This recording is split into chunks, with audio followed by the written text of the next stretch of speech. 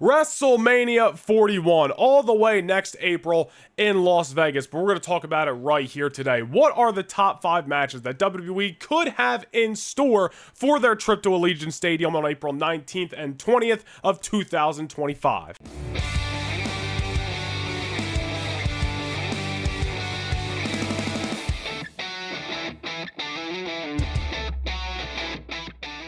Guys, before we get into this video, a little shameless plug here. We just broke 9,000 subscribers on the channel last week, and I want to thank you guys very much for the support, but that means we are that much closer to a really big goal of 10,000 subscribers, and I'm starting it right now. The road to 10K starts in this video, so if you're watching this video and you are not subscribed, hit subscribe down below. Let's get this channel to 10,000 subscribers, and when we do, I don't know what we're going to do to celebrate, but we'll do something.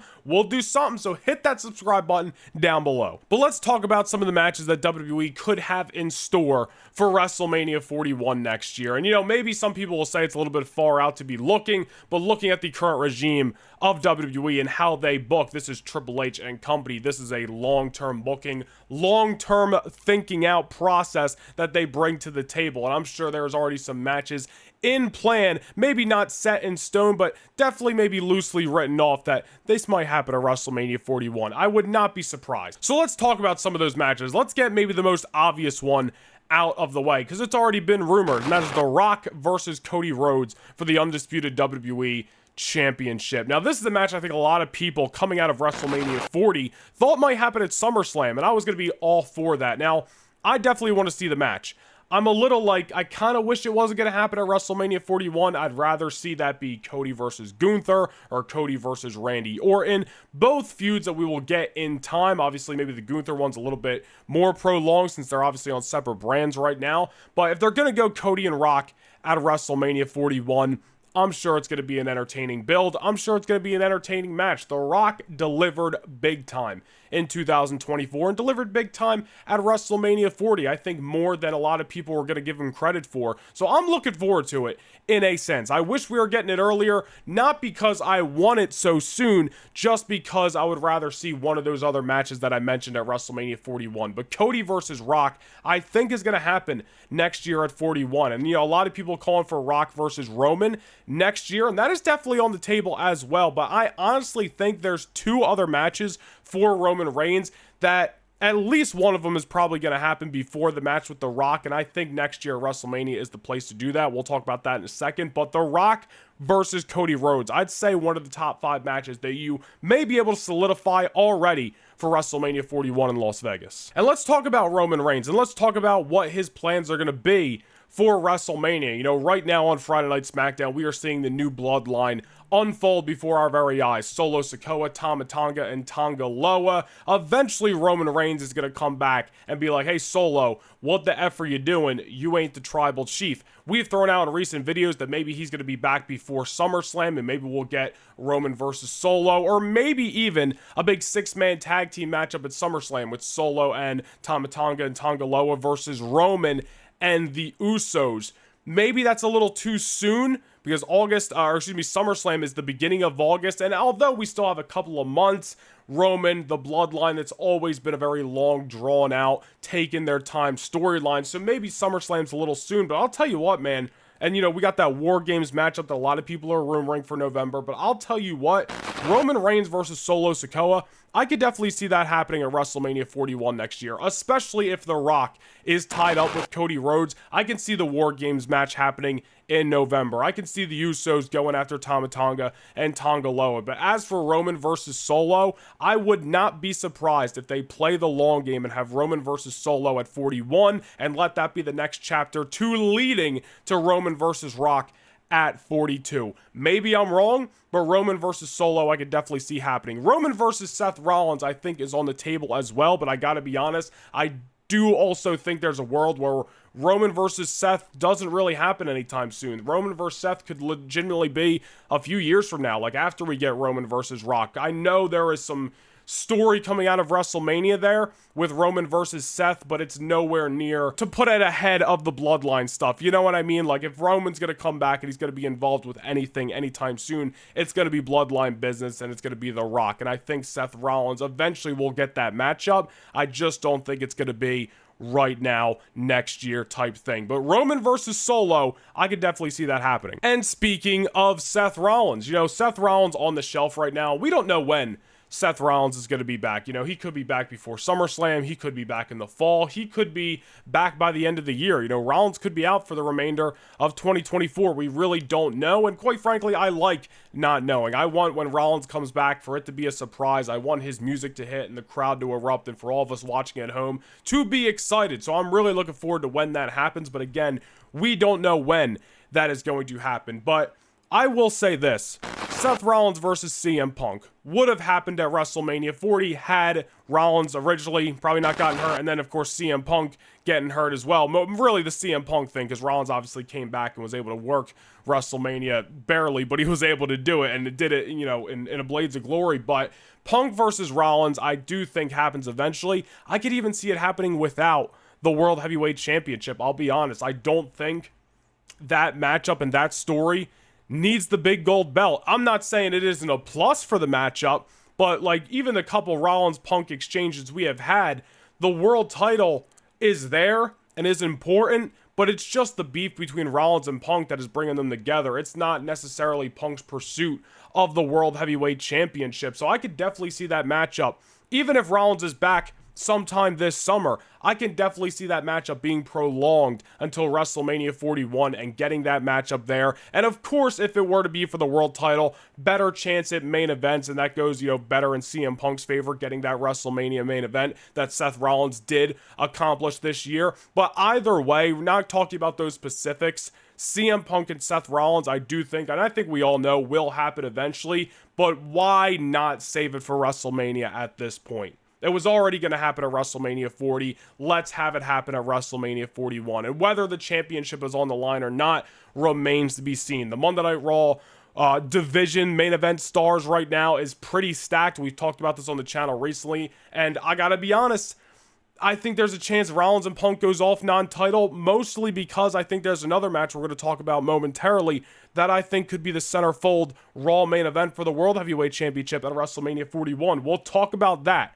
But CM Punk and Seth Rollins, look out for that at WrestleMania 41. Let's talk about the current women's tag team champions, Bianca Belair and Jade Cargill. This was a matchup that I even said could have happened at WrestleMania 40 as Jade's possibly even debut match in the WWE, or at least first singles match in the WWE, Jade versus Bianca Belair. WWE went a different route, and I'll be the first to say they went the right route, because when Jade versus Bianca happens, it's going to be huge. It's going to be huge. These are two big stars. Jade is already that big of a star without barely getting her feet wet in the WWE yet. And obviously she's been in the rotation for a couple of months now. She's women's tag team champions, but she doesn't have the accolades and the time on her that Bianca Belair has, but that will come in time. And the reason I say that is because when we get to WrestleMania 41 next year, and when I think Bianca versus Jade happens, it's going to be that much bigger that they waited the year and didn't do it this year at WrestleMania 40, or even sometime before that. The current women's tag team champions